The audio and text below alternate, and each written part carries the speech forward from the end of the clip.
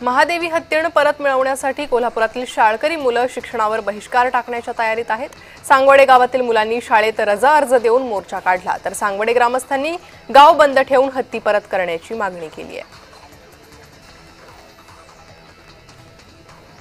नांदणी मठातील माधुरी हत्तीला परत आणण्यासाठी केंद्रीय वनमंत्री आणि राष्ट्रपतींना भेटून फेरविचार करण्याची मागणी करणार असल्याची माहिती आमदार सुधीर गाडगीळ यांनी दिली आहे। यासाठी आमदार सुधीर गाडगीळ आणि सुरेश खाडे हे सोमवारी दिल्लीला जाणार आहेत।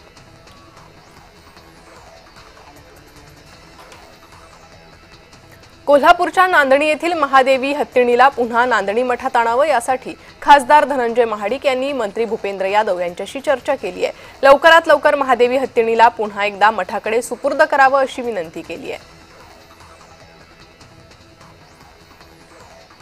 हिंजवडी आयटी पार्क आणि चाकण तळेगाव म्हाळुंगे औद्योगिक क्षेत्रातील वाहतूक कोंडीचा प्रश्न पीएमआरडीएकडे आता सिंगल पॉइंट कोऑर्डिनेटची जबाबदारी देण्यात येणार आहे। पुणे विभागीय आयुक्त डॉक्टर चंद्रकांत पुलकुंडवार यांनी ही माहिती दिली आहे।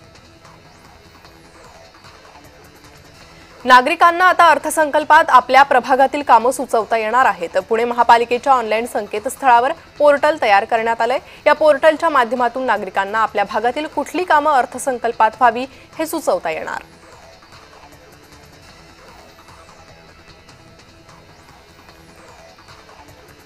नागपुरात कविकुलगुरू कालिदास संस्कृत विश्वविद्यालयाच्या इमारतीचं लोकार्पण मोहन भागवत यांच्या हस्ते पार पडलं। यावेळी संस्कृत भाषेच्या संवर्धन आणि संशोधनाबाबत मुख्यमंत्र्यांनी विचार व्यक्त केले।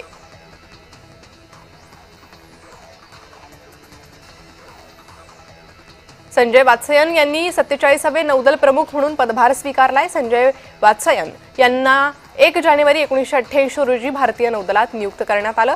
तोफखाना आणि क्षेपणास्त्र प्रणालीतील तज्ज्ञ म्हणून त्यांनी 3 दशकांहून अधिक काळ विविध जबाबदाऱ्या पार पाडल्या आहेत। चित्रपट विभागाच्या 71व्या राष्ट्रीय पुरस्काराची घोषणा करण्यात आली आहे। बेस्ट चिल्ड्रन फिल्म म्हणून नाळ 2 चित्रपटाला पुरस्कार जाहीर करण्यात आलाय, तर श्यामची आई चित्रपटाला सर्वोत्कृष्ट चित्रपट पुरस्कार जाहीर झालाय।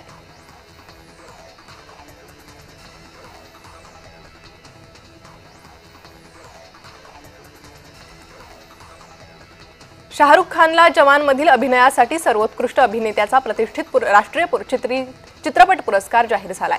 33 वर्षांच्या कारकिर्दीत पहिला राष्ट्रीय पुरस्कार जिंकत शाहरुख खाननं आमिर खान आणि सलमान खानला मागे टाकलंय। जागतिक बुद्धिबळ स्पर्धेची विश्वविजेती ग्रँडमास्टर दिव्या देशमुखचा महाराष्ट्र शासनातर्फे नागरी सन्मान करण्यात येणार आहे। येत्या शनिवारी नागपूर येथील कविवर्य सुरेश भट सभागृहात नागरी सन्मान सोहळा पार पडेल।